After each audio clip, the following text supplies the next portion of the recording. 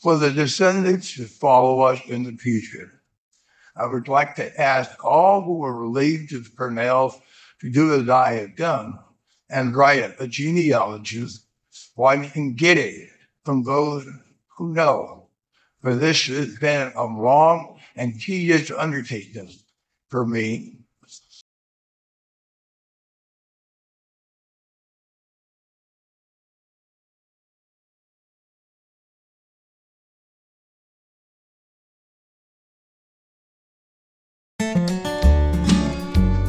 Henry Allen Purnel was born in a traveling ox cart in 1831.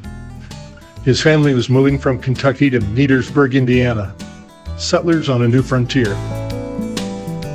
Despite the chaotic start, Henry thrived as a farmer. He married Nancy Justice in 1852, and they had 10 kids on their Fountain County farm. The youngest was Harry Purnel, born in 1875. In 1880, Henry purchased 400 acres of land and moved his family to Nevada, Missouri. The town of Nevada was home to notorious bank robber Frank James, who had mended his ways and worked as a shoe salesman. The state of Missouri built an insane asylum there. In 1888, Henry once again got restless. He moved his family again, this time to the booming cattle town of Coffeyville, Kansas.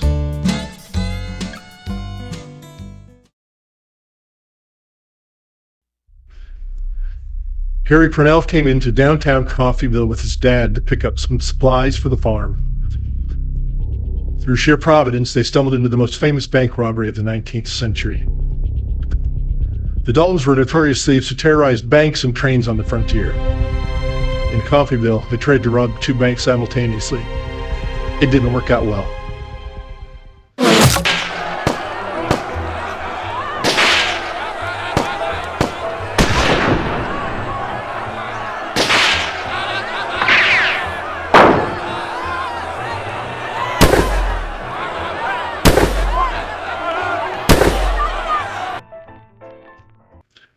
Four out of the 5 gang members were killed. The locals carried the dead criminals to the jail and started taking photographs. A gun fell out of the boot of one of the gang members. Harry, being at the right place at the right time, picked it up and took it home. They even made a movie about it.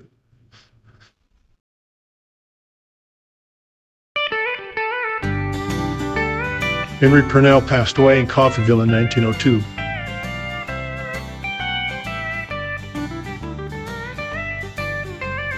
In 1906, Harry headed back to Petersburg, his birthplace, to marry Rosa Price, and the newlyweds moved to Ferndale, Washington, near the Canadian border, to raise a family on their farm.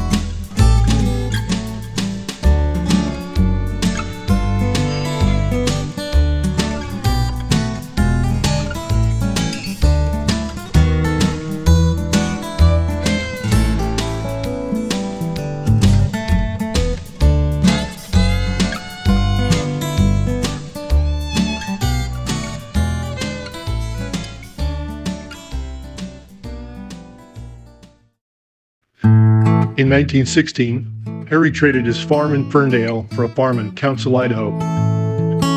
On June 6th, they started out in a 1-cylinder Cadillac with carbide lights.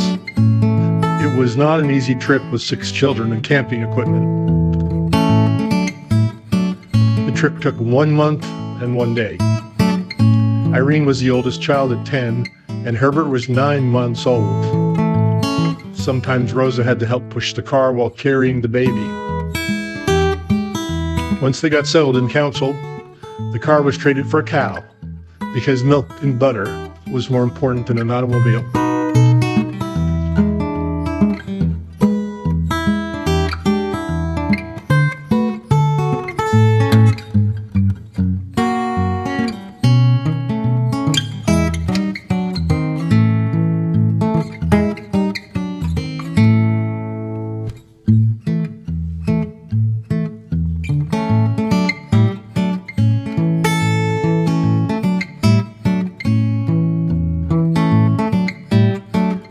And before you could blink your eyes, the kids were all grown up and having kids of their own.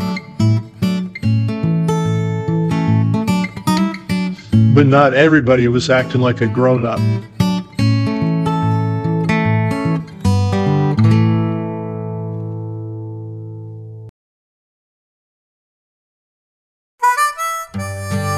The work was hard, but the family was resilient.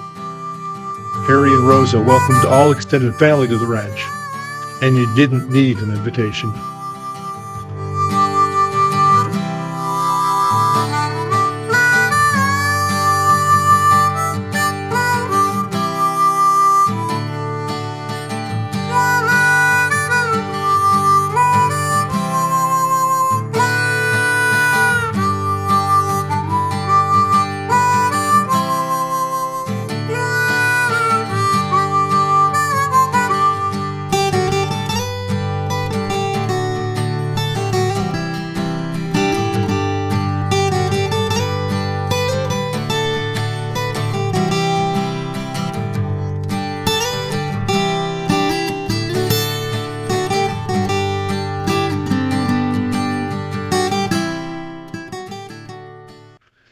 In the late 1940s, Harry printed the Purnel family tree, a genealogical history of the Purnel family and their relatives. Going back to the 18th century, Harry painstakingly documented the marriages, children, and deaths of all his relations, cross-referencing and organizing the data.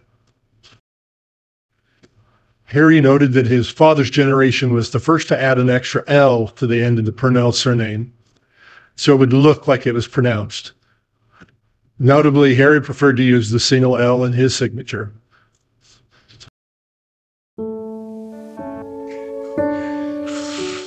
Start chewing tobacco when you're young. Then change to star when you get older. When you get false teeth, quit chewing and start eating.